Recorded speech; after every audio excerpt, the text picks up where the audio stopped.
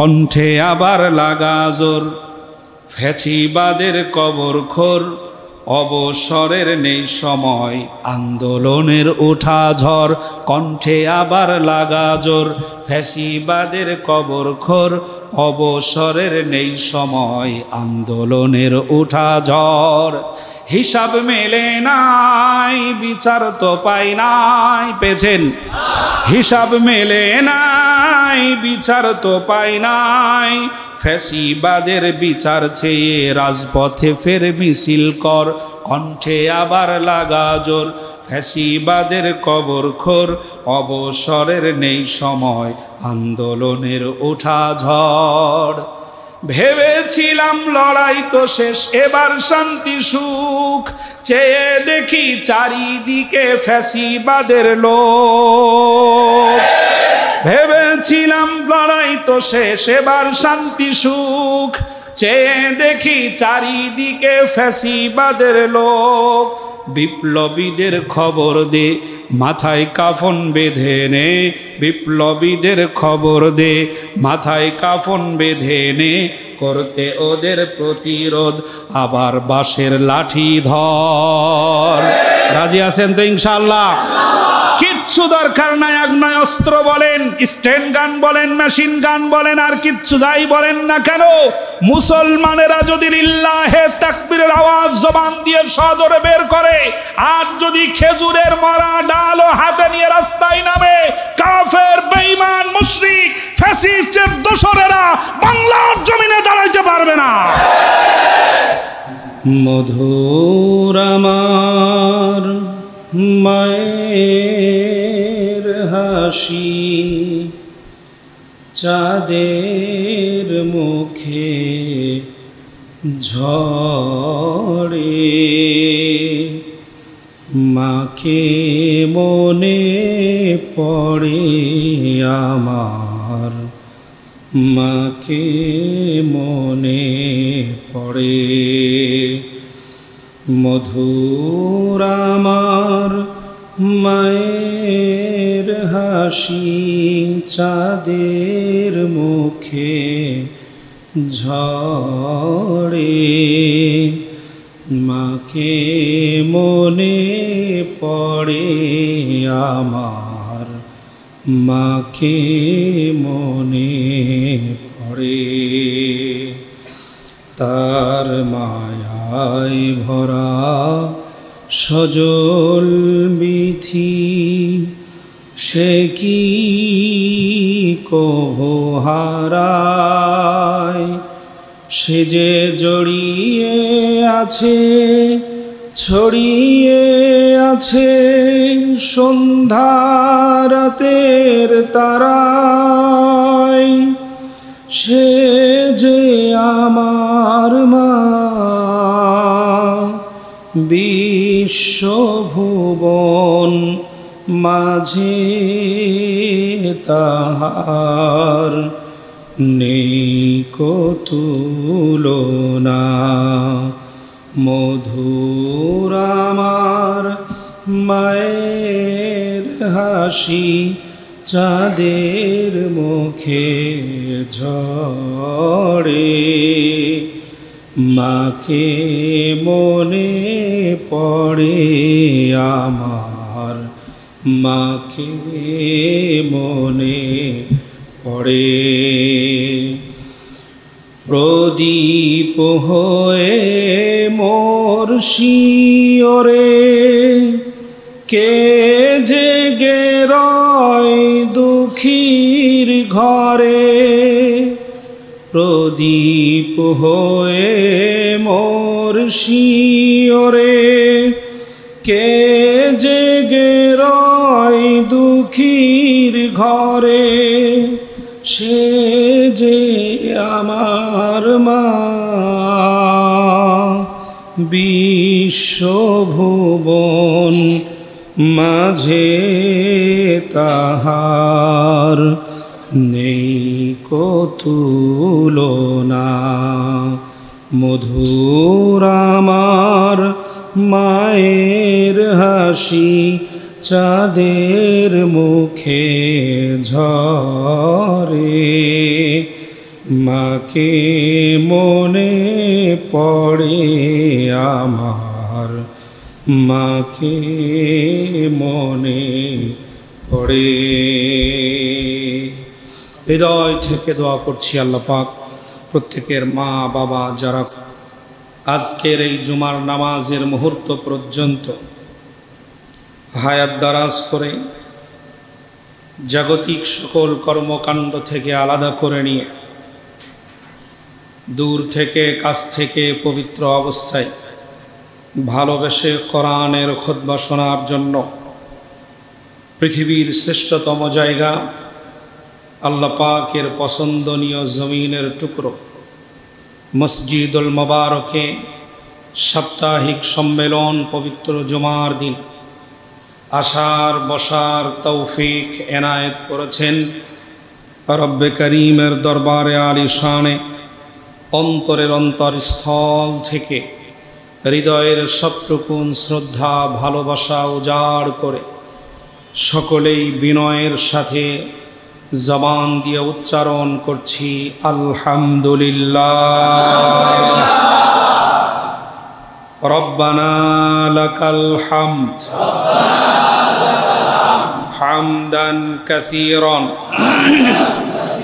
তাইয়িবান মুবারাকান ফীহি ইয়া রাব্বি লাকাল হামদু কামা ইয়ানবাগি লিজালালি ওয়াজহিকা ওয়া আযীমি সুলতানিকা লাকাল হামদু বিল ঈমান ওয়া লাকাল হামদু বিল ইসলাম ওয়া লাকাল হামদু বিল কুরআন ইয়া রাব্বাল আলামিন। কালিমাতুশ শুকুর আল্লাহ পাক যেন কবুল করেন, বলছি আমিন।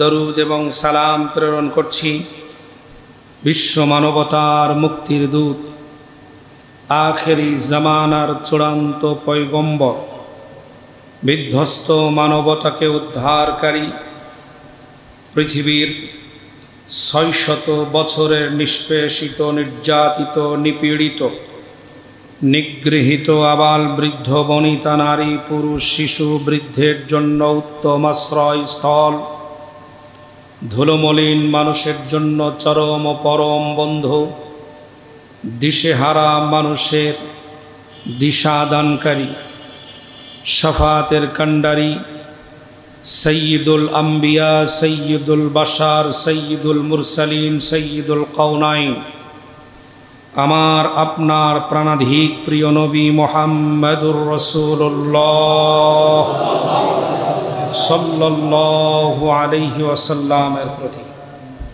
সম্মানিত উপস্থিতি, ভূমিকা ছাড়াই আলোচনা শুরু করছি।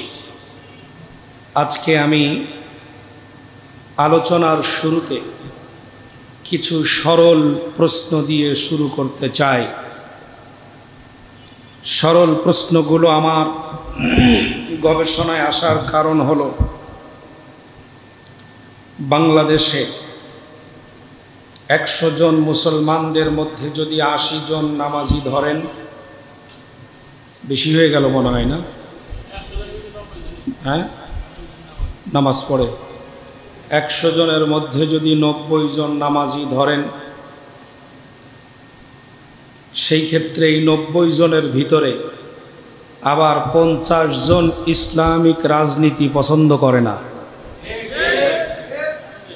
আমার হিসেবে গড়মিল হতে পারে, হয়তো ১০০ জন মুসলমানের ভিতরে ২০ জন ৩০ জন লোক হয়তো ইসলামিক রাজনীতিটাকে মানে, তারা এটা প্রতিষ্ঠা করতে পারুক বা না পারুক, তারা এটা মানে মেনে নেয় যে হ্যাঁ ইসলাম এটি একটি পূর্ণাঙ্গ জীবন ব্যবস্থা, জীবন বিধান, যেটার মধ্যে আছে পারিবারিক নিয়ম, যেটার মধ্যে আছে সামাজিক নিয়ম, যেটার মধ্যে আছে রাষ্ট্রীয় নিয়ম, যেটার মধ্যে আছে অর্থনৈতিক নিয়ম, যেটার মধ্যে আছে পররাষ্ট্রের নিয়ম, যেটার মধ্যে আছে মানুষের কৃষি নিয়ম, শিল্প নিয়ম, এমন কোনো নিয়ম নাই যা ইসলামে বলা হয় নাই। এইটা আমরা বিশ্বাস করি, মানি। মোটামুটি 30-40 জন মানুষ শতকরা হয়তো, ঠিক আছে? আচ্ছা, কম বেশি হতে পারে। সম্মানিত ভাইরা, এরপরে আমাদের দেশে আরেকটি ভাইরাস চালু হয়েছে, সেটা হলো মসজিদ কার ঘর? আসেন না চলে গেছে? মসজিদ কার ঘর মানেন? মসজিদ আল্লাহর ঘর। যার ঘর, তার ঘরে তার কথা হবে না। যার ঘর, তার ঘরে তার কথা হবে। কোনটা সঠিক? এ ঘর কার? এ জমিনের টুকরো অক্ষকৃত। মসজিদের জায়গাগুলো ওয়াকফ করা। যখন মসজিদের জায়গায় ওয়াকফ শব্দ লেখা হয়েছে, তখন পৃথিবীর কোনো মানুষের মালিকানা নাই, সকল মালিকানা বিলুপ্তি হয়ে গেছে। এখন এ জমিনের মালিক কে? আল্লাহ। আল্লাহর ঘরে আল্লাহর নিয়ম নীতি পদ্ধতি নিয়ে কথা হবে না, তো আমরা রামায়ণ আর মহাভারতের কথা বলবো? আল্লাহর ঘরে আল্লাহর কোরআনে যা যা আছে তাই তাই বর্ণনা করা হবে। এটাই দাবি সঠিক নয় কি? কিন্তু আমাদের দেশে অনেক মসজিদ কমিটি এখনো বলছে মসজিদ আল্লাহর ঘর, মসজিদে কোনো দলীয় বক্তব্য দেওয়া যাবে না। আমার ভাইরা, দীপ্ত কণ্ঠে লক্ষ্য করুন, মসজিদ আল্লাহর ঘর, এটা আল্লাহ পাকের রাজত্ব। এখানে কারো রাজত্ব চলে না, এখানে সভাপতির রাজত্ব চলে না, এখানে সেক্রেটারির রাজত্ব চলে না, এখানে ক্যাশিয়ারের রাজত্ব চলে না, এলাকার মাতবরের রাজত্ব চলে না, টিওনর রাজত্ব চলে না, ডিসিএসপির রাজত্ব চলে না। এখানে রাজত্ব চলে আল্লাহর, এবং এই ঘরে কথা হবে আল্লাহর। বাধা যারা দেবে তাদেরকে মসজিদ কমিটি থেকে ধাক্কা দিয়ে বের করে দেওয়া দরকার। আল্লাহর ঘরের দায়িত্ব পালন করার ন্যূনতম যোগ্যতাও তাদের নাই। সে যেই হোক, জমিদাতাও যদি হয় তাকেও বের করে দেওয়া উচিত। শক্ত হয়ে গেল কথা। কারণ আমরা এ যাবৎ হেকমত বলতে বলতে এত অবস্থা হয়ে গেছে, এখন কথা বললে সামনে বসে মনে করে ও ফেরাউনের কথা বলতেছে, আমার না। সম্মানিত ভাইরা, সুতরাং জমিন কার? মসজিদ, এই ঘরটা কার? আল্লাহর ঘরে আল্লাহর কথা হবে, এটাই স্বাভাবিক। এখন এই কথাটাকে আরেকটু পরিষ্কার করি, খেয়াল করুন। প্রশ্ন করছি আপনাদেরকে, বলুন আপনারা, আপনাকে সৃষ্টি করেছেন কেউ, নাকি আপনি একা একাই পৃথিবীতে এসেছেন? রোজা আছেন? কথাগুলোর জবাব দিবেন যাতে হৃদয় অঙ্গম হয়, কথা বুঝে আসে। আপনাকে কি কেউ সৃষ্টি করেছে, নাকি পৃথিবীতে আপনি একা একাই এসেছেন? তিনি কে? আঙ্গুল উঁচু করে বলেন, তিনি কে? এরপর প্রশ্ন করছি, আপনার দেহের এই সুন্দরতম অবয়বের সেটিংস কে করেছেন?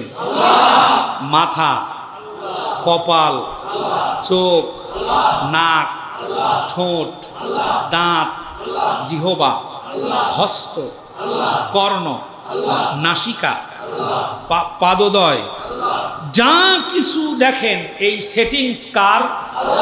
নাকি কোনো সরকারের? কেউ করেছে? চোখের পলক কথা শোনে কার? আপনি ইচ্ছে করে চোখের পলক ফেললে আপনার নামে ইফটিজিং এর মামলা হবে, হবে না?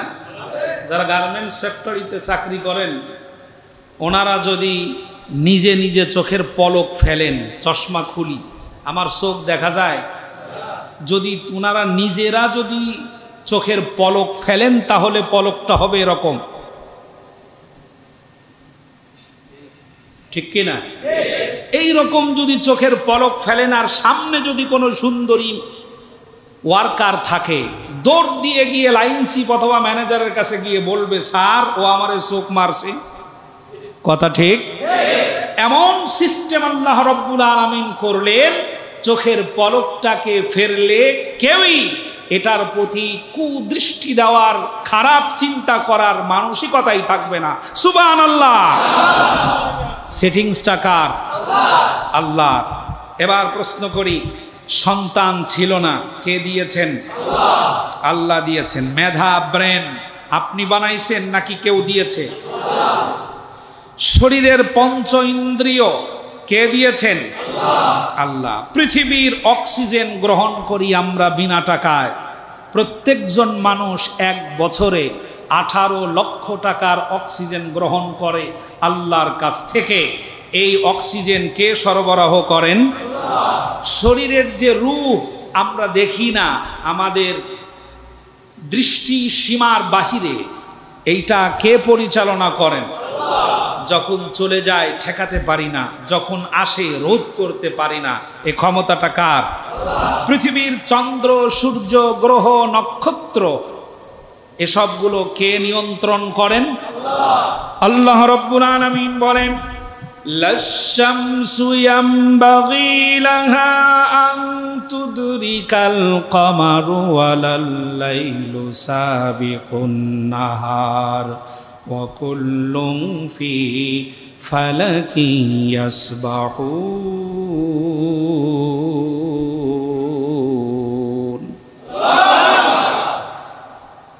চন্দ্র সূর্য এমন মাপে আল্লাহ পাক তৈরি করেছে, একটা আরেকটাকে ছুঁতে পারবে না, ধরতে পারবে না, অতিক্রম করতে পারবে না। যার যার কক্ষপথে সেই চলবে। একবার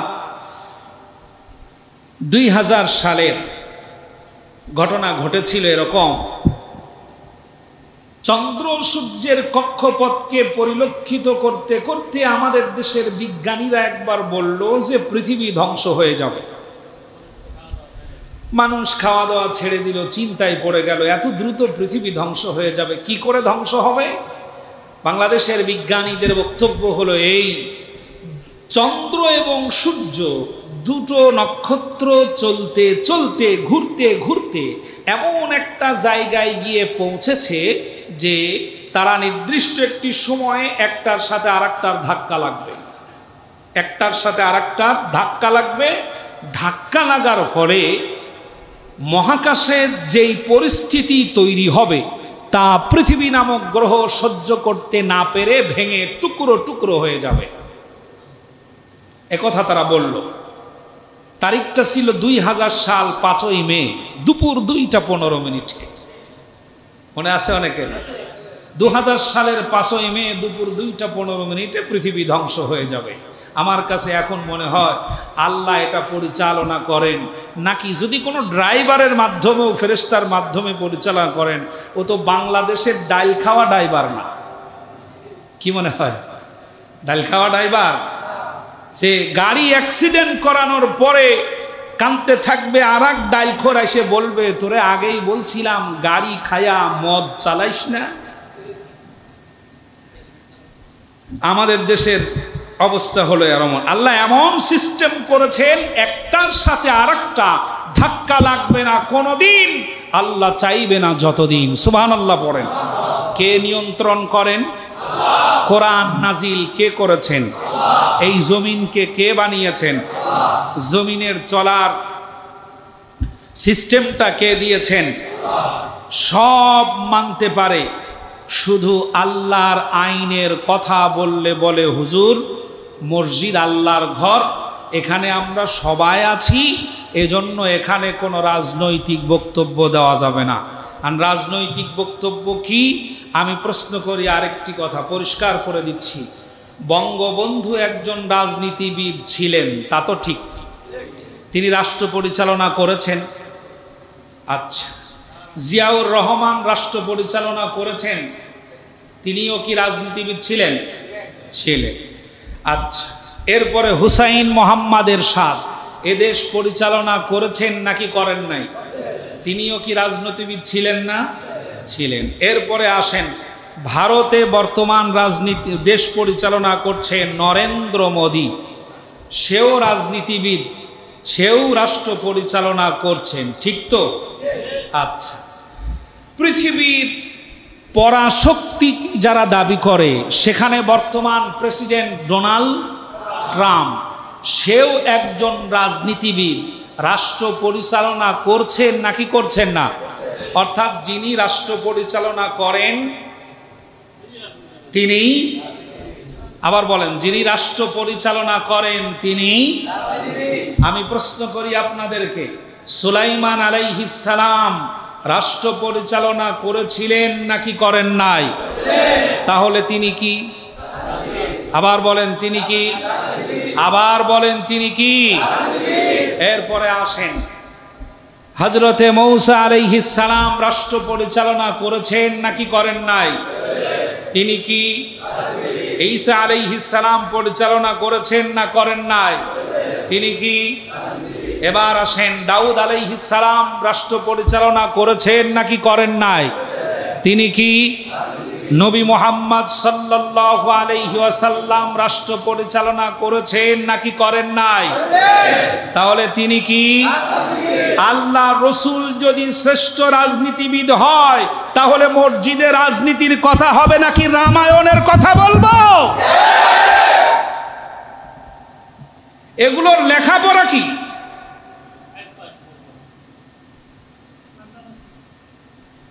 আফসোস করে জন্য বলেছিলেন ডক্টর মোহাম্মদ শহীদুল্লাহ, পণ্ডিত হতে পারো, তবে মূর্খ পণ্ডিত, যেই পণ্ডিত দিয়ে পায়খানা সাফ করা হয়, এমন পণ্ডিতের কোনো অভাব এদেশে নাই। একটি আয়াত লক্ষ্য করো, আল্লাহ রাব্বুল আলামিন বলেন, আল্লাযীনা ইউফসিদুনা ফিল আরদি ওয়া লা ইউসলিহুন। জোরে বলেন আল্লাহ। আল্লাহ রাব্বুল আলামিন বলেন, ওই সমস্ত মানুষের আনুগত্য করো না যেসব লাগামহীন লোক পৃথিবীতে বিপর্যয়ের পর বিপর্যয় সৃষ্টি করতে থাকে, একটার পর একটা ধ্বংসাবলীলায় মেতে ওঠে, একটার পর একটা বিপর্যয় সৃষ্টি করে। তাদের কাছে যদি কোনো সংস্কারের কথা বলা হয়, ওই মানুষগুলো সহজে সংস্কার মেনে নিতে চায় না। আমি বানালাম,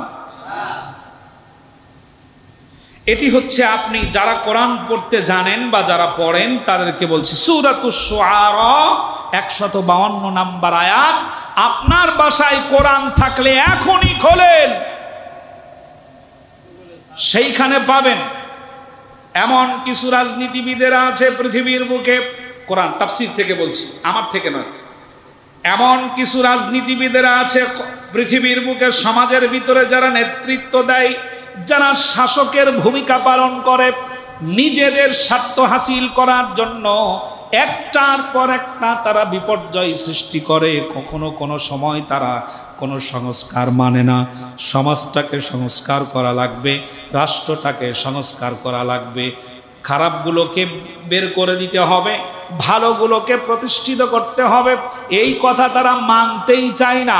বাংলাদেশ থেকে চুরি বন্ধ হয়ে যাক, এখনো যারা চায় না টাকা পাচার বন্ধ হয়ে যাক, এখনো যারা চায় না ইলিশ মাছ উপহার দেওয়া বন্ধ হয়ে যাক, এখনো যারা চায় না, তারা কি দেশের শত্রু না বন্ধু?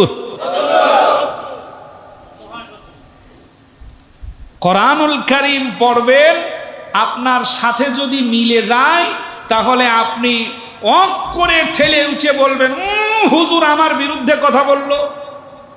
হুজুরের বাড়ির সাথে তোমার বাড়ি আছে, জমির সাথে তোমার জমি আছে, দোকানের সাথে তোমার দোকান আছে, হুজুরের ব্যবসা প্রতিষ্ঠানের সাথে তোমার ব্যবসা প্রতিষ্ঠান আছে, কিচ্ছু নাই। তোমার সাথে আমার শত্রুতার কোনো কারণ নাই। তবে হ্যাঁ, তোমার সাথে আমার শত্রুতার একটাই কারণ, সেটা হলো শিরক, কুফর আর ঈমানের শত্রুতা। আমার ঈমানের বেড়াজালে যখন ঢুকতে চাইবে, তখন আমি প্রতিহত করব আমার সর্বস্ব দিয়ে। সম্মানিত ভাইরা, এজন্য ফ্যাসিস্ট যেন আবার বাংলাদেশে নতুন করে তৈরি হতে না পারে, এই জন্য আমাদের দেশের কিছু পচা রাজনীতিবিদেরা তারা সংস্কার মেনে নিতে চাচ্ছে না কোনো ক্রমে। তাদের বক্তব্য হলো আগে নির্বাচন হোক, এরপরে আমরা সংস্কার যা যা দরকার তাই তাই করব। তার মানে চুরির পথগুলোকে আরো মসৃণ করে যা ঠেকানো দরকার তাই ঠেকাবো। ভালো করে মনে রাখবেন, যেই রাজনীতিবিদেরা বলে দল চালাইতে গেলে সন্ত্রাসীও লাগে ভালো লাগে, ওই রাজনীতিবিদ চাই না বাংলাদেশে। বহুত খেয়েছো 54 বছর ধরে। যারা বলে না প্রত্যেকটি সেক্টরে দায়িত্বশীল হবে আল্লাহওয়ালা তাকওয়াধারী বান্দারা, আমরা তাদেরকেই আগামীতে দেখতে চাই। রাজি আছেন কিনা জোরে বলেন। আল্লাহ যেন কবুল করেন, বলেন আমিন। জোরে বলেন আমিন। এজন্য বলছি, কণ্ঠে আবার লাগা জোর, ফ্যাসিবাদের কবরখোর, অবসরের নেই সময়, আন্দোলনের ওঠা ঝড়। কণ্ঠে আবার লাগা জোর, ফ্যাসিবাদের কবরখোর, অবসরের নেই সময়, আন্দোলনের ওঠা ঝড়। হিসাব মেলে নাই, বিচার তো পাই নাই, পেয়েছেন? হিসাব মেলে নাই, বিচার তো পাই নাই, ফ্যাসিবাদের বিচার চেয়ে রাজপথে ফের মিছিল কর। কণ্ঠে আবার লাগা জোর, ফ্যাসিবাদের কবরখোর, অবসরের নেই সময়, আন্দোলনের ওঠা ঝড়। ভেবেছিলাম লড়াই তো শেষ, এবার শান্তি সুখ, চেয়ে দেখি চারিদিকে ফ্যাসিবাদের লোক। ভেবেছিলাম লড়াই তো শেষ, এবার শান্তি সুখ, চেয়ে দেখি চারিদিকে ফ্যাসিবাদের লোক। বিপ্লবীদের খবর দে, মাথায় কাফন বেঁধে নে, বিপ্লবীদের খবর দে, মাথায় কাফন বেঁধে নে, করতে ওদের প্রতিরোধ আবার বাঁশের লাঠি ধর। রাজি আছেন তো ইনশাআল্লাহ? কিচ্ছু দরকার নাই, আগ্নেয় অস্ত্র বলেন, স্ট্যান্ড গান বলেন, মেশিন গান বলেন, আর কিচ্ছু যাই বলেন না কেন, মুসলমানেরা যদি লিল্লাহে তাকবীরের আওয়াজ জবান দিয়ে সজোরে বের করে, আর যদি খেজুরের মরা ডালও হাতে নিয়ে রাস্তায় নামে, কাফের বেঈমান মুশরিক ফ্যাসিস্টের দোসরেরা বাংলার জমিনে দাঁড়াইতে পারবে না। এটাই বাস্তব, এটাই সত্য। আপনি আল্লাহু আকবার বলতে পারেন না, এই জন্য ওরা আপনাদেরকে দুর্বল মনে করে, ঠিক না? ওখানে যদি 100 পুলিশ থাকে, আপনি এখান থেকে 1000 লোক একবার তাকবীরের আওয়াজ তোলেন। সম্মানিত ভাইরা, আল্লাহ যেন আমাদের সঠিক বুঝার তৌফিক দান করেন, বলেন আমিন। জোরে বলেন আমিন।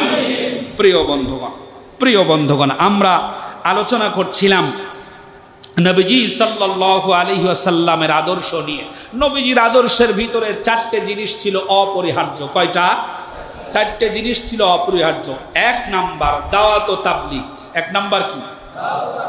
1 নাম্বার দাওয়াত ও তাবলীগ। প্রত্যেকজন মানুষের কাছে কোরআনের কথা পৌঁছে দাও, প্রত্যেকজন মানুষের কাছে আল্লাহর দ্বীনের কথা পৌঁছে দাও। কেউ যেন আল্লাহর দ্বীন থেকে বাদ না পড়ে, মানুক আর না মানুক, আমার দ্বীনের দাওয়াত পৌঁছে দাও। প্রত্যেকটি ঘরে ঘরে দ্বীনের দাওয়াত পৌঁছে দেওয়ার জন্য তাবলীগ করা হতো। তাবলীগ মানে হলো নিজে জানো অপরকে জানায়া দাও। তাবলীগ মানে কি? নিজে জানো অপরকে জানিয়ে দাও। 2 নাম্বার সমালোচনা করো যেন সে ঠিক হয়। সংস্কারের উদ্দেশ্যে ভালো করার জন্য তার সমালোচনা করো। 3 নাম্বার নবীজির দাওয়াতি মিশনের ভিতরে ছিল সমাজ সংস্কার করা। 4 নাম্বার নবীজির দাওয়াতের মিশনে ছিল রাষ্ট্র সংস্কার করা। এটা রসুলের মিশন। 1 নাম্বার দাওয়াত ও তাবলীগ, 2 নাম্বার আত্মসমালোচনা বা সংস্কারের উদ্দেশ্যে সমালোচনা করা, 3 নাম্বার হলো রাষ্ট্র সংস্কার করা, 4 নাম্বার হলো সমাজ সংস্কার করা। সমাজটাকে ভালো করা, রাষ্ট্রটাকে ভালো করা, এটা ছিল রসুলের মিশন। গত জুমায় বলেছিলাম চুপ করে ঠোঁট বন্ধ করে ফাতিহা আর ইখলাস দিয়ে পুরো কোরআনুল কারীম দিয়ে যদি আমরা নামাজ আদায় করতাম, কথা যদি না বলতাম, পৃথিবীময় মুসলিমদের কোনো শত্রুই থাকতো না। কেউ আমাদের শত্রুতে পরিণত, শত্রু হয় তখন চুরির কথা বলা হয় যখন, শত্রু হয় তখন ডাকাতের কথা বলা হয় যখন, শত্রু হয় তখন অন্যায়ভাবে মানুষ হত্যা করার কথা বলা হয় যখন, অন্যায় অবিচার অত্যাচার জুলুম অনিয়মের বিরুদ্ধে যখন কথা বলবেন তখনই আপনি শত্রুতে পরিণত হয়ে যাবেন। আল্লাহ এই সিস্টেম থেকে আমাদেরকে যেন বের হওয়ার তৌফিক দান করেন। নতুন বাতাস শুরু হয়েছে, বাংলাদেশ সংস্কার করা হবে। বাংলাদেশ যেন সংস্কার হয়, সংস্কারের মাধ্যমেই আমরা নতুন রাষ্ট্র পেতে চাই, যেখানে কারোর অভাব থাকবে না, যেখানে কারোর অভিযোগ থাকবে না, যেখানে কোনো নারী ধর্ষিতা হবে না, যেখানে কারো সম্পদ চুরি হবে না। অজুখানায় অজু করতে গিয়ে হাতের ঘড়িটা ভুল করে ফেলে এসেছেন, ওই ঘড়িটা হাত দিয়ে নিয়ে অন্য কেউ চলে যাবে, তা যদি প্রমাণিত হয় আর তা যদি স্বভাবের কারণে হয়, তার হাতের কবজি কেটে ফেলে দেওয়া হবে। এই রকমের নিরাপদ বাংলাদেশ চান নাকি চান না? কিছু সুশীল সমাজের মাথা ব্যথা শুরু হয়েছে। ইসলাম যদি প্রতিষ্ঠিত হয়, হাত থাকবে না, পা থাকবে না, কাল্লা থাকবে না। এরা আপনাদেরকে ভুল বুঝায়, ওরাই জানে যা চুরি করেছি হাতও থাকবে না, আমাদের কাল্লাও থাকবে না। যত মানুষ হত্যা করেছি মরণোত্তর বিচার করলেও আমাদের কাল্লা থাকবে না। কারণ হত্যা করেছে তারা রাজনীতির চেয়ারটাকে টিকিয়ে রাখতে এক একজনকে হত্যা করেছে, আর তার সন্তানদেরকে কোলের কাছে করে নিয়ে তাকে সান্ত্বনা দিয়েছে। আরে অভিনয়! ওরা কি আর এটা চাইবে? সম্মানিত ভাই, আমরা চাই মদ যদি বন্ধ হয়, তাহলে আপনাদের কার কার অসুবিধা আছে হাত দেখান। গাঞ্জা যদি বন্ধ হয়, কার কার অসুবিধা আছে? গাঞ্জা খায় না? হ্যাঁ, যারা খায়। আমি এক দোকানে গেছি, বললাম যে এটা কি? কয় এটা আমার গোপন কক্ষ। এখানে কি হয়? কয় এখানে গোপন কিছু খাবার খাওয়া হয়, আল্লাহ জানে কি খায়। আমার ভাইয়েরা, আল্লাহ যেন আমাদের সুন্দর দেশ দেন, বলেন আমিন। নবীজি সাল্লাল্লাহু আলাইহি ওয়াসাল্লামের দাওয়াতি মিশনের ভিতরে ছিল দাওয়াত ও তাবলীগ আর সমালোচনা এই জন্য করা সেজন্য ভালো হয়। 3 নাম্বার ছিল সমাজটাকে ঢেলে সাজানো, 4 নাম্বার ছিল রাষ্ট্রটাকে ঢেলে সাজানো। রাষ্ট্র আর সমাজকে আপনি ঢেলে সাজাবেন, এই জন্য যদি আপনি রাষ্ট্রটাকে সাজাইতে না পারেন, ইসলামের অনেক আইন বিধান আছে যা আপনি মানতে পারবেন না। ডান দিকে চলা সুন্নাত না বাম দিকে চলা সুন্নাত? বাংলাদেশে কোন দিক সুন্নাত?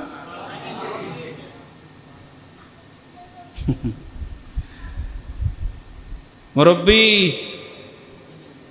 ডান দিকে চলা সুন্নাত না বাম দিকে? আপনি এখান থেকে মোর পর্যন্ত যখন ছুটি হয় তখন আপনি ডান দিক দিয়ে যায়েন। নারীদের ধাক্কার ঠেলায় ওরাই আপনাকে বলবে, এই মিয়া এদিকে আসছেন কি, আপনার তো সাইড ওইটা। কথা ঠিক? হাঁটতেও পারবেন না। গাড়িটা নিয়ে আপনি আপনার হাইওয়েতে ডান দিক দিয়ে একবার সুন্নাত পালন করে দেখেন, আপনার জন্য 3 কাপড়ের সুন্নাত তাড়াতাড়ি করে রেডি করা লাগবে, ঠিক কিনা? এই নিয়ম চালু করেছে যারা, তারা কি মুসলমান ছিল না? তারা মুসলমান ছিল। ডান দিক চলা সুন্নাত, এটাকে বাদ দিয়ে বাম দিক চলা সুন্নাত, এইটাকে চালু করে খুশি করেছে দাদা বাবুদের, খুশি করেছে ভারতের। বাংলাদেশ স্বাধীন রাষ্ট্র, স্বাধীন ভূখণ্ড। আমরা 54 বছরের ভিতরে ভারতের দাবিদারি করেছি বিভিন্ন পচা রাজনীতিবিদদের জন্য। আল্লাহর কসম করে বলি, বাংলাদেশের মানুষের শরীরে 1 ফোঁটা রক্ত থাকতে আগামীতে ভারতের দাবিদারি করব না। রাজি কারা আছি? তো হাত উঁচু করে বলি আল্লাহু আকবার।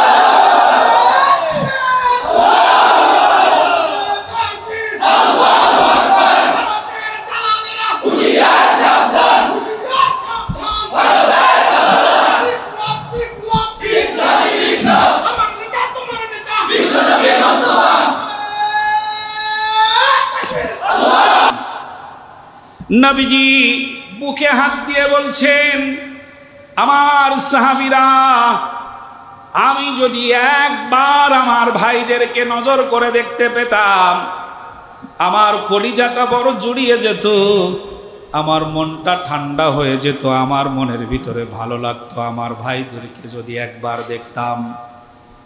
আল্লাহর নবীকে বলা হলো, ইয়া রাসূলুল্লাহ, আমরা কি আপনার ভাই নই? আল্লাহর নবী বললেন, লা বাল আনতুম ওয়া আসহাবি, তোমরা আমার ভাই নও, তোমরা তো আমার সাহাবী। আমার হাঁটা, আমার চলা, আমার বাজার করা, আমার খাওয়া, আমার বসা, আমার ঘুরে বেড়ানো, আমার সবগুলো দেখে দেখে তোমরা ঈমান এনেছো। আমার ভাই হলো তারা যারা আমার ওফাতের পর, আমার মৃত্যুর পর আমাকে না দেখে যারা আমার উপরে ঈমান এনেছে, বিশ্বাস করেছে, তারা হলো আমার ভাই। সুবহানাল্লাহ। আল্লাহর নবী বারবার বুকে হাত দেন, যদি আমি তাদেরকে দেখতে পেতাম তাহলে কলিজাটা ঠান্ডা হয়ে যেত। সাহাবায়ে কেরাম বললেন, আমরা কি আপনার ভাই নই? আল্লাহর নবী বললেন, না, তোমরা তো আমার সাহাবী, আমার ভাই হলো তারা যারা আমাকে না দেখে বিশ্বাস করেছে, ঈমান এনেছে, তাদেরকে যদি আমি একবার দেখতে পেতাম। আল্লাহ, আমার ভাইরা, আল্লাহর নবী আপনাকে আমাদেরকে দেখতে চেয়েছে কিয়ামতের ময়দানে।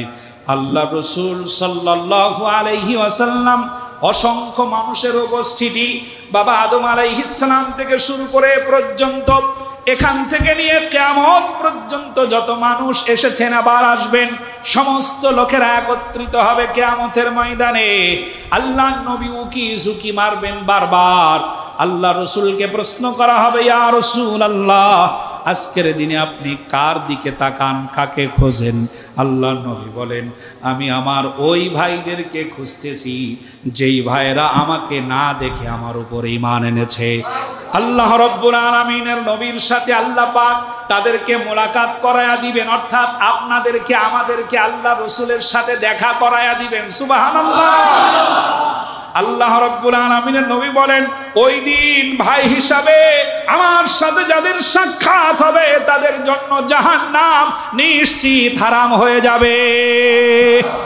আরো জোরে বলেন সুবহানাল্লাহ। আপনি ওই নেতার আদর্শ কেন মানবেন যিনি আপনাকে দেখে নাই, শুধু শুনেছে? তারা আমার উপরে ঈমান এনেছেন, এই জন্য কোটি কোটি মানুষের ভিতরেও, হাজার হাজার কোটি মানুষের ভিতরেও আপনার কথা ভুলে যাবে না। এই জন্য আপনি আপনার নেতার কথা মানবেন, তাকে আপনি আদর্শ মানবেন, তাকে আপনি নেতা মানবেন। ওই লোকটাকে আপনি নেতা মানবেনই না যেই লোকটা বিপদের সময় আপনাকে ফেলে ভারতে পলায়। আমার ভাইরা, লক্ষ্য করুন, বিপদে ধৈর্য ধারণ করার জন্য আল্লাহ রসুল সব চাইতে বড় আদর্শ। আল্লাহ নবী ঘরের ভিতরে শুয়ে আছে, চতুর্দিকে কাফেরেরা বল্লম নিয়ে দাঁড়ানো। আল্লাহ রসুলকে আজকে একেবারে শেষ করে দেওয়া হবে। তাকে আমরা নেতৃত্বের লোভ দিলাম, লোকটা মানল না। আমরা তাকে টাকা পয়সা দিতে চাইলাম, তবুও থামলো না। আমরা তাকে সুন্দর স্ত্রী দিতে চাইলাম, তবুও থামলো না। কি চাই তাই দেব, তবুও মোহাম্মদ থামে নাই, কালেমার দাওয়াত বন্ধ করে নাই। এবার আবু জাহেল খুব কৌশলে কায়দা করে একটা অবস্থান গ্রহণ করলো, সেটা হলো সমস্ত কওম থেকে, গোত্র থেকে কয়েকজন করে লোক এক জায়গায় করলো। এখান থেকে যেমন মনে করেন খান বাড়ির কিছু পোলাপান, ভুইয়া বাড়ির কিছু পোলাপান, মিয়া বাড়ির কিছু পোলাপান, আর কারা আছে মন্ডল বাড়ির কিছু পোলাপান। এখন খান বাড়ি, মিয়া বাড়ি, মন্ডল বাড়ি, ভুইয়া বাড়ি, এই চার গোত্রের পোলাপান এক জায়গায় যদি থাকে, আর তারে যদি লোকেরা চেনে যে এটা ভুইয়া বাড়ির পোলা, এটা খান বাড়ির পোলা, এটা মিয়া বাড়ির পোলা, এটা মন্ডল বাড়ির পোলা, ওরা যদি অন্যায়ও করে সহজে গায়ে হাত দিতে পারবে কেউ? চিন্তা করবে সর্বনাশ, পুরো এলাকা জুড়িয়ে জায়গা। কথা ঠিক? আবু জেহেলের বুদ্ধি ছিল এরকম। আবু জেহেল কি করলো? কুরাইশ বংশ থেকে নিল একটা, এরপরে আপনার হাসেবি বংশ থেকে নিল একটা, আরেকটা বংশ থেকে নিল। প্রত্যেকটি বংশ থেকে কিছু যুবক ছেলেদেরকে এক জায়গায় করে বলল, তোমরা মুহাম্মদকে হত্যা করো, যেন এই হত্যার দোষারোপ সবার উপরে পড়ে, কেউ কারোর বিচার করতে না পারে। এ ছিল আবু জেহেলের বুদ্ধি। এই আবু জেহেলের এই ব্রেনের কাছে তদানীন্তন সময়ের সবাই মার খেয়ে যেত, কিন্তু শেষ পরিণতি যেমন ভালো হলো না। আমাদের দেশেও এরকম আবু জেহেলের একটা প্রেত আত্মা ছিল, এটা লেডিস। এর ব্রেনের কাছে সবাই বারবার মার খেয়ে গেছে, কিন্তু শেষ পর্যন্ত শেষ রক্ষা হয় নাই। তবে আমরা হারিয়েছি অনেক সম্পদ।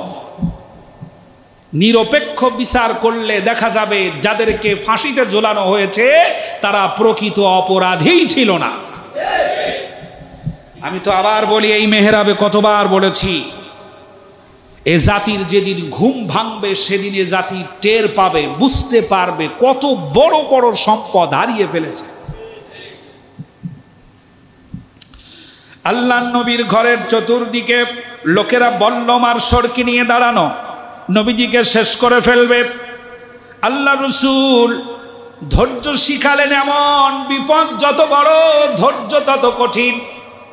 বিপদ যত বড় ধৈর্য তত কঠিন। আপনার বিপদ যদি মহা বড় হয় তাহলে আপনাকে ধৈর্য আরো কঠিন ভাবে ধরতে হবে, কারণ ধৈর্য ধারণ করলে ফসল দেবেন কে?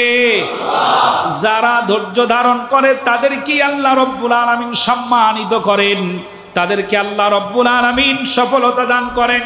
আল্লাহ রসুল ধৈর্য ধারণ করলেন, আর জিবরাইল আমিন এসে বললেন, ইয়া রাসূলুল্লাহ, আর ঘরের ভিতরে থাকা যাবে না, আপনি বেরিয়ে পড়েন, আল্লাহর পক্ষ থেকে অর্ডার হয়েছে, বেরিয়ে যান।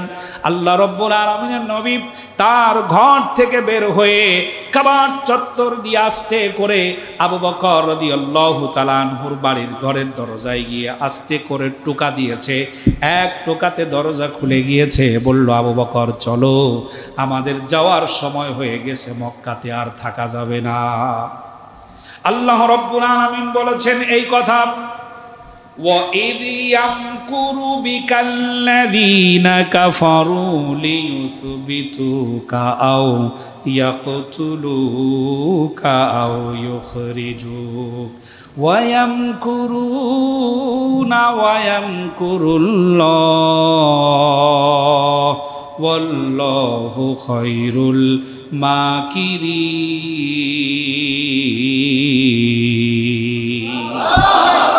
আল্লাহ পাক বলছেন তারা রসুলকে যাবজ্জীবন কারাদণ্ড দেওয়ার চিন্তা করলো, হলো না। রসুলকে হত্যা করার চিন্তা করলো, পারলো না। রসুলকে জমিন থেকে উৎখাত করে দেওয়ার চিন্তা করলো। এই জন্য সবাই ঘরের চতুর্পাশে দাঁড়িয়ে থাকলো, রসুলকে মেরে ফেলবে। আল্লাহ রাব্বুল আলামিনের নবী বের হয়ে হযরতে আলীকে বললেন, আলী আমার বিছানায় ঘুমাও, আমি চললাম। হযরতে আলী বললেন, আমার কোনো অসুবিধা নাই।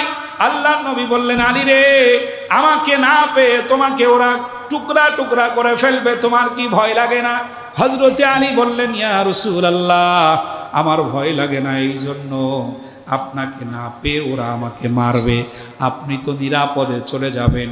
কিয়ামতের কঠিন ময়দানে আমি আল্লাহর কাছে বলতে পারবো, আল্লাহ, আমি আলীর জীবনের বিনিময়ে তোমার হাবিব দুনিয়ায় কিছুদিন বেঁচে ছিলে। আল্লাহ রাব্বুল আলামিনের নবী হযরতে আলীর মাথায় হাত বুলালেন, দোয়া করলেন, শুয়ে পড়ো। হযরতে আলী শুয়ে পড়লেন। আল্লাহর নবী আবু বকরের বাড়িতে গেলেন, টোকা দিলেন, দরজা খুলে গেল। আল্লাহ রাসূল জিজ্ঞেস করলেন, তুমি কি ঘুমাও নাই? হযরতে আবু বকর বললেন, আপনি যেদিন বলেছিলেন হিজরত করতে হতে পারে, ওই দিনের পর থেকে আমি আমার ব্যাগপত্র গুছায়ে নিয়ে রাতের বেলায় দরজার সামনে দাঁড়ায়া ঠেক লাগায়া ঘুমাই, কোনোদিন বিছানায় ঘুমাই নাই। সুবহানাল্লাহ। এই আদর্শ আপনি কোত্থেকে পাবেন? পুলিশ আসলে পরে অপরাধী পালাবে, এটা স্বাভাবিক নয় কি? পুলিশ আসলে অপরাধী পালাবে, পুলিশ আসলে অপরাধী পালিয়ে যাবে। আর বাংলাদেশ ইসলামী আন্দোলনের নেতা সিফা সালার ডাক্তার শফিকুর রহমান ব্যাগ গুছিয়ে বলছে, আপনারা আমাকে 2 রাকাত নামাজের সময় দেন, আমার ব্যাগপত্র গুছানো আছে, নামাজ পড়বার আপনাদের সাথে বেরিয়ে যাব। আল্লাহু আকবার বলেন। পুলিশ আসলে আপনিও পালাবেন, আমিও পালাবো, ঠিক কিনা? ঈমান কাহাকে বলে? কার পিছনে কটূক্তি করেন লজ্জার শরম লাগে না? এখন যদি র‍্যাব ঘরে সামনে দিয়ে পালাবেন, কিন্তু ওলামায়ে কেরাম র‍্যাব আর পুলিশের ভয়তে কোনোদিন পালিয়ে যায় না। আমাকে একবার ধরতে এসেছিল, আমি তখন এখানে ছিলাম, বাড়িতে গেছি, রাত 2টা বাজে, পুলিশের ঠকঠকানি দরজায়। আমার গোষ্ঠী আবার ভূঁইয়াদের গোষ্ঠীর মতো অনেক বড়, আমার বাবারাই ভাই হলো 52 জন, খালাতো মামাতো ফুফাতো ভাই এরাই একটা গ্রামে, এরাই 52 জন। এখন পরের জেনারেশন ক্যালকুলেটর লাগবে হিসাব করতে। আমার অনেক চাচতো ভাই আছে, আমি নামও জানি না, চিনিও না। এখন আমাকে ধরতে আসছে, জিজ্ঞেস করলাম কি ব্যাপার? বলছে গোয়েন্দা রিপোর্ট আছে, আপনাকে থানায় যেতে হবে। আমার এক চাচা এসে বলল যে ছেলে থাকে ঢাকায়, আসছে আজকে, এর মধ্যে গোয়েন্দা রিপোর্ট হয়ে গেল, বাস সামনে চলেন। রাত 2টা বাজে আমার চাচতো ভাই দ্রুত ফোন করে দিয়ে চতুর্দিকে লোকজন ডাক দিছে, একেবারে 500-600 লোক রাস্তায় দাঁড়ানো, পুলিশ আর যেতে পারে না। সারা রাত পুলিশকে সেখানে ধরে রেখে বেলা 8টার সময় তাদেরকে ছেড়ে দেওয়া হলো।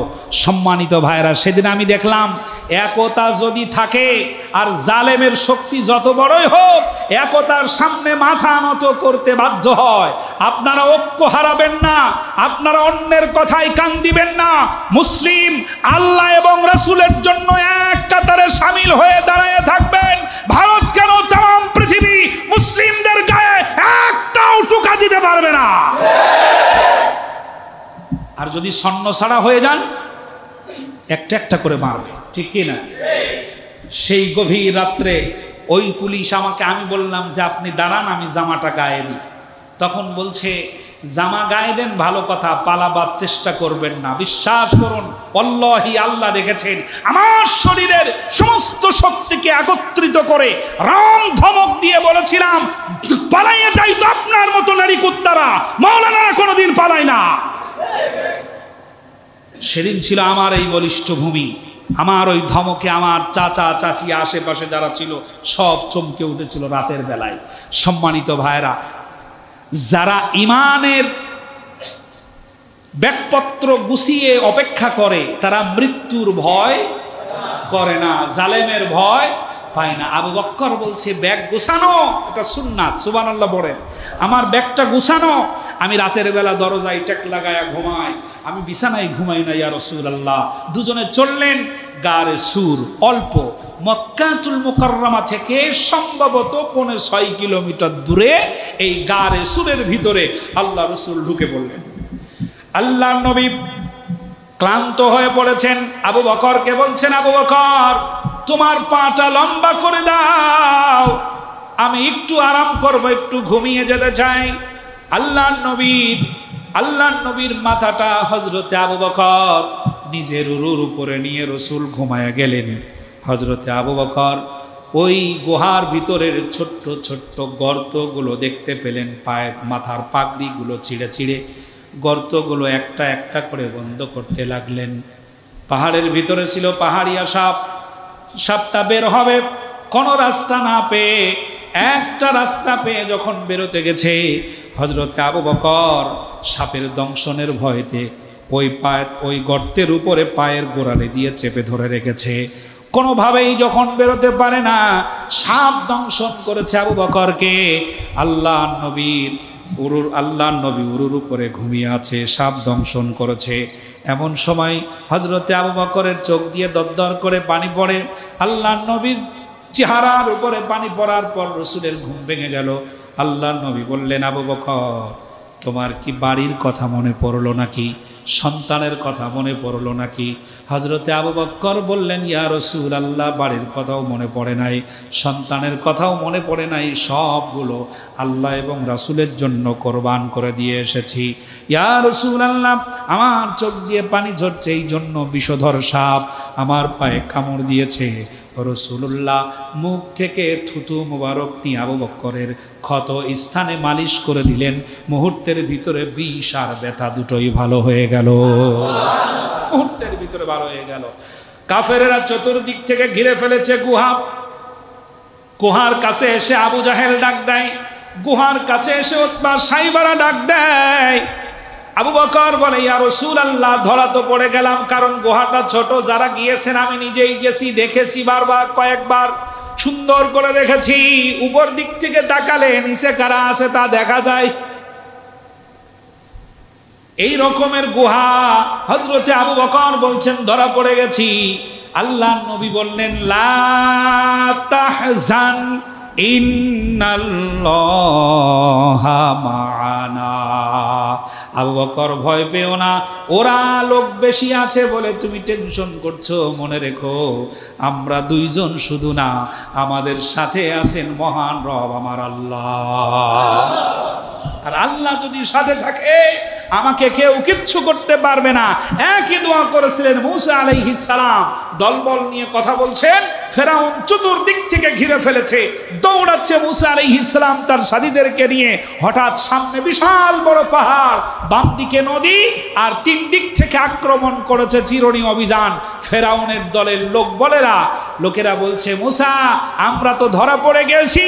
মুসা আলাইহিস সালাম বলেছেন, কাল্লা, কখনো নয়, আমরা ধরা পড়তেই পারি না। ওরা যত লোকই হোক, ওরাই মাইনরিটি আর আমরাই মেজরিটি, কারণ আমাদের সাথে আছেন মহান আল্লাহ। আল্লাহু আকবার। বাঁচিয়ে দিয়েছেন না দেন নাই? বাঁচিয়ে দিয়েছেন না দেন নাই? আমরা আমাদের, আপনি হয়তো প্রশ্ন করতে পারবেন, হুজুর এখন এই সমস্ত ঘটনা ঘটে না কেন? এখন এই সমস্ত ঘটনা ঘটে না এই জন্য, কারণ সেই ঈমান আজ আর নাই। আজ ভি হো জু ইব্রাহিম কা ঈমান पैदा कर सकती है एक अंदाजे गुलिस्ता पैदा। ইব্রাহিমের সন্তানেরা যদি ইব্রাহিমের মতো ঈমান আনতে পারে, আজ আল্লাহ পাক আগুনের কুণ্ডুলিকে ফুলের বাগান বানাতে পারেন। অভাব কিসের? অভাব কিসের? ঈমানের অভাব। আমাদের বিশ্বাস আছে, এই জন্য আল্লাহ বলেছেন, লাইসাল বিররা আন তুওয়াল্লু বুজুহাকুম কিবালাল মাশরিকি ওয়াল মাগরিব ওয়ালাকিন্নাল বিররা মান আমানা বিল্লাহ। এই যে নামাজ পড়ছো, এটাই ঈমান আনা হয়ে গেছে মনে করো না। এই যে রোজা রাখছো, এটাই ঈমান আনা হয়ে গেছে মনে করো না।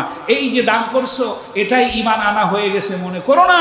তোমাদেরকে আবার নতুন করে ঈমান আনতে হবে, কারণ যেই ঈমানের ভিতরে কুফরি থাকবে না, যে ঈমানের ভিতরে মুনাফিকি থাকবে না, যে ঈমানের ভিতরে শিরকিয়াতের কোনো গন্ধ থাকবে না, এমন একটা ঈমান আনবে যে ঈমানের ভিতরে শাহাদাতের তামান্না থাকবে, যে ঈমানের ভিতরে যুদ্ধের তামান্না থাকবে, যে ঈমানের ভিতরে জিহাদের তামান্না থাকবে। যে ঈমান খারাপ অন্যায়টাকে দেখলে পরে আস্তাগফিরুল্লাহ পড়ে চলে যাবে না, বরং সর্বস্ব দিয়ে ওই খারাপটাকে ধূলিসাৎ করার চেষ্টা করবে। ওই ঈমান যদি ফিরে আনতে পারো, গোটা পৃথিবীর সব লোকেরা মুসলিমদের সামনে মাথা উঁচু করে কথাই বলতে পারবে না। এখন কথা বলতে পারে এই জন্য, কারণ ওরা জানে যে মুসলমানের ঈমান বলতে আজ আর কিছু নাই। ওরে কিছু দিলেই শেষ। এক প্যাকেট ডার্বি সিগারেট দিলেই কাইট না? 500 টাকার একটা নোট যদি দেয় তাইলেই কাইট। একজন এসে বলছে যে 500 টাকা দিলাম, ভোটটা আমারে দিস। ও বলে, বলো কি, আমার 14 গোষ্ঠী তোমার। আর একজন এসে 1000 টাকার নোট যখন দেয়, তখন বলে কি, টেনশন কিচ্ছু করবি না, আমি, আমার বউ, আমার মেয়ে, আমার বেটার বউ সব সহ্য তোমার। সুবহানাল্লাহ। হ্যাঁ, নাউজুবিল্লাহ। তাই উনারই যদি চরিত্র ঠিক এই হয়, তাহলে ওনার নেতার অবস্থা কি হবে? এজন্য বাংলাদেশে পিয়ার পদ্ধতি চাওয়া হচ্ছে। কে নির্বাচিত হবে কেউ জানবে না। কে নির্বাচিত হবে কেউ জানবে না। মেম্বার কে হবে এটা কেউ টের পাবে না। এজন্য কেউ টাকা পয়সাও ছড়াছড়ি করতে পারবে না, সুযোগই নাই। ও তো জানেই না যে আমি হব কিনা। মার্কায় ভোট যাবে, ওই ভোটের উপরে পার্সেন্টেজের উপরে ভিত্তি করে এলাকার সুদক্ষ যোগ্য ব্যক্তিদেরকে সংসদে পাঠানো হবে। এলাকার দক্ষ এবং বিজ্ঞ লোকদেরকে সংসদে পাঠানো হবে। বিশ্বাস করেন, ভালো ভালো লোকগুলো যদি সংসদে যায়, জাতির কল্যাণ হবে অপরিহার্য। জাতির কল্যাণ হতে বাধ্য। আর এখন যে যত বড় নেতা সে তত বড় খারাপ বর্তমান, ঠিক না? সম্মানিত ভাইরা, ভালো লোকগুলো যাক, আদর্শবান লোকগুলো আমাদের রাহাবার হোক, এটা আমরা চাই, এটা আমরা চাই। এজন্য বিপদ যত বেশি ধৈর্য তত কঠিন। বিপদ যত বেশি ধৈর্য যেন তত কি হয়, শক্ত হয়। এক লোক একজনকে নামাজের দাওয়াত দিত, নামাজের দাওয়াত দেয়, কিন্তু লোকটা আসে না। আবার বলে যে ভাই চলেন যাই নামাজে, তাও আসে না। আর একদিন বলে, তাও আসে না। এরকম করতে করতে করতে করতে প্রায় 40 দিন যাবত তাকে ডাকছে। তো 38 দিন 39 দিন যখন 39 দিন হয়, তখন লোকটা মনে করছে না, ওর পিছনে এতদিন ধরে ডাকলাম তবুও সে আসলো না, আজকে আর নামাজের জন্য তারে ডাকবো না। এ চিন্তা করছে এইটা। আর যে লোককে দাওয়াত দেওয়া হয়, ওই লোক চিন্তা ভাবনা করছে যে লোকটা আমাকে এতদিন ধরে ডাকে, তা নিয়াত করলাম বাস ও যদি আজকে আসে তাহলে আমি আজকে ওর সাথে নামাজে যাব। দুর্ভাগ্যজনকভাবে সেও গেল না, উনিও নামাজে আসলো না। এজন্য ইসলামী আন্দোলনের সিস্টেম হলো, একজন ব্যক্তির পিছনে দাওয়াত দিতে থাকবে 3 মাস পর্যন্ত। কয় মাস? একজন ব্যক্তিকে দাওয়াত দেওয়ার নিয়ম কয় মাস? 3 মাস। একজনকে আপনি নামাজি বানাতে চাচ্ছেন, কমপক্ষে 3 মাস ধরে তার পিছনে পরিশ্রম করবেন। এরপর যদি না হয় তাহলে ছেড়ে দিবেন। ইন্নাকা লা তাহদি মান আহবাবতা, হেদায়েতের মালিক কে? আল্লাহ। এই টার্গেট নিয়ে আপনি কাজ করেন, আপনি সাকসেসফুল হতে পারবেন ইনশাআল্লাহ। আল্লাহ তাআলা যেন আমাদের তৌফিক দান করেন, কবুল করেন, বলেন আমিন।